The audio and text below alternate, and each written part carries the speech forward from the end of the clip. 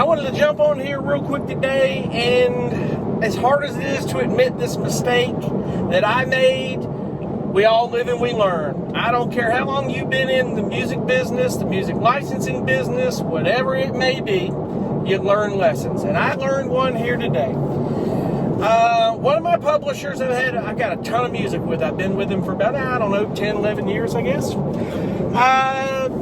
other day, I took a couple of tracks out of there because I figured, well, they've been in for long. I don't think they focus on that type of music. And the type of a track, it was more of like a commercial, corporate sounding track. It really was. And just to prove to you that just because you think a certain show or a certain publisher won't pick up a type of music and use it on their show, think again, and I'm going to prove it to you.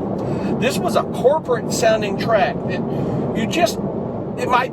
it's a type of track that probably would go into a commercial or something, but this track got picked up by The Voice on NBC. NBC The Voice. It was an NBC placement. 45 seconds long. It paid pretty good. For 45 seconds is a decent payment. Based on its usage in that show, if it were a sitcom, it probably been amazing. But I learned that for the first time in all the 12 years I've been doing this. And I've said it in the past, and I kind of went against my golden rule, and I'm going to stick to it for sure now, guys. And people get all bound up about perpetuity. Let them have the track. Don't get attached to it, guys. My motto, and I'm going to double down on it now, is set it, forget it, and don't fret it. Guys, just set the track in there and let it go. Keep moving forward.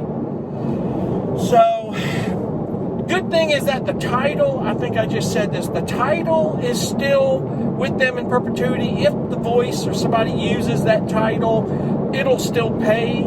That's okay. Probably it'll fade out in time. Where I took the track to has a lot of big clients that I'm sure eventually it'll get used. But it stings a little bit, man, because it's like, it's timing.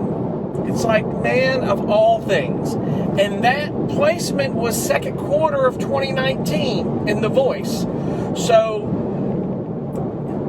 don't assume that it's not going to get used. That's why, I'll wait till the next royalty statement. If it hasn't, I'll take it out of there. Because, no, the next royalty statement prior is probably going to have that place. So, if they're a publisher that's got a lot of work going on, just leave the track in there.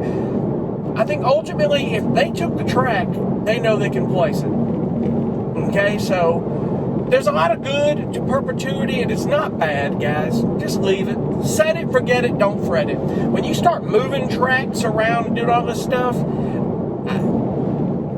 I've kind of learned that I don't think a lot of supervisors, a lot of people looking for music like that, because what's the track over here? It moved around and it was over there.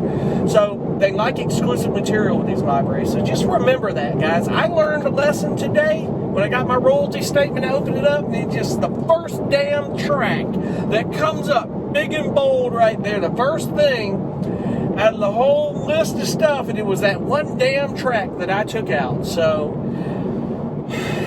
I'm not gonna let it, ruin my day. It's okay. It's not the end of the world. It's quite all right, guys. There's a ton of other opportunities. Listen, they took that track. I've got other tracks in there. The Voice would definitely take. I mean, I've gotten, music in a lot of these shows, man, that I didn't, wondering what type of music they use because I don't watch them. Or when I watch them, it's like, I don't do that kind of music. But then when you're watching that show and it's the kind of music you don't do, they end up using your music anyway. And they're like, okay, I guess there's no formula. There's no rhyme or reason to this stuff. So, guys, just remember this if you've been a short time in this business. Don't get hung up on well, I haven't got the placement in 4 years. I'm moving that track out of there. Don't do that. Just keep the music where it's at. Keep moving forward. This business is a volume business. You want to spread that seed, but you want to keep moving forward. Don't hark on that, because a lot of times with the tracks you write, 3 years later, your writing is better. You're doing different things. Don't even worry about that. It's going to do what it's going to do, and let it be, and it'll be fine.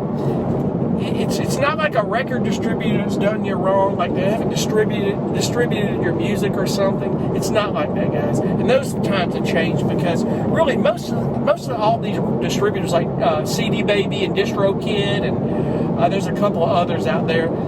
They're all doing about the same thing. It's just CD Baby. The good thing about CD Baby over them all is that you pay for that one release. You don't pay another thing. They just take a little small cut of your mechanicals and your sales. So, but anyway, that's off topic. I just want to get on there and share that. I know most people wouldn't admit that or share it, but I would, because if it helps you, it has helped me realize that I've got to double down on the set it, forget it, and don't fret it, guys.